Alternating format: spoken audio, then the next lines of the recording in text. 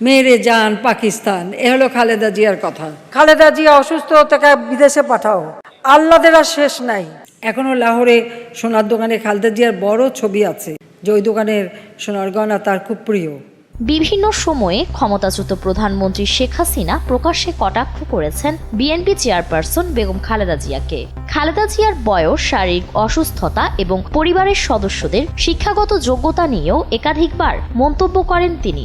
এমনকি বিএনপির পক্ষ থেকে খালেদা জিয়ার উন্নত চিকিৎসার জন্য বিদেশে নেওয়ার অনুমতি চাওয়া হলে শেখ হাসিনা মন্তব্য করেন, খালেদা জিয়ার বয়স ৮০ বছরের উপরে হয়ে গেছে, মৃত্যুর সময় হয়েছে, এত কান্নাকাটি করে লাভ নেই। সংসদেও কটাক্ষ থামেনি।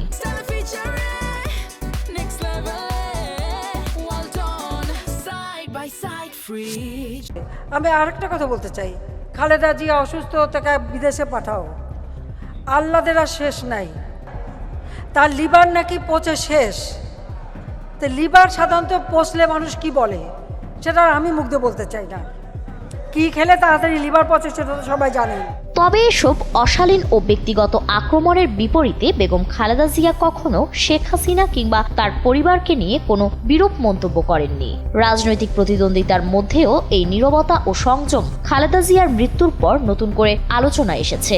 অনেকের মতে এটি তার রাজনৈতিক শিষ্টাচার ও ব্যক্তিত্বের এক বিরল দৃষ্টান্ত। ৫ আগস্ট ছাত্র জনতার অভ্যুত্থানে দীর্ঘদিন ক্ষমতায় থাকা শেখ হাসিনা সরকারের পতনের পরের দিন ৬ আগস্ট নির্বাহী আদেশে মুক্তি পান দীর্ঘদিন কারাবন্দী থাকা BNP chairperson Khaleda Zia. ৭ August রাজধানীর নয়াপল্টনে বিএনপির কেন্দ্রীয় কার্যালয় থেকে ভার্চুয়ালি দেওয়া তার প্রথম বক্তব্যে প্রতিশোধ নয় বরং শান্তি ও সহাবস্থানের আহ্বান জানান তিনি। সেদিন লক্ষাধিক মানুষের উদ্দেশ্যে খালেদা জিয়া বলেন, ধ্বংস নয়, প্রতিশোধ নয়, সহিংসতা নয়, আসুন ভালোবাসা, শান্তি ও জ্ঞানভিত্তিক সমাজ গড়ে তুলি। একই সঙ্গে তিনি সব ধর্ম ও গোষ্ঠীর অধিকার নিশ্চিত করার কথাও তুলে ধরেন।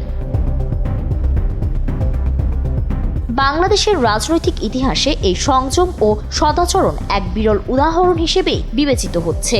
দীর্ঘ এক যুগের বেশি সময় ধরে রাষ্ট্রীয় ক্ষমতা ব্যবহার করে তার উপর জেল জুলুম, ব্যক্তিগত আক্রমণ ও অমানবিক আচরণ করা হলেও তিনি কখনো ব্যক্তিগত ক্ষোভ প্রকাশ করেননি।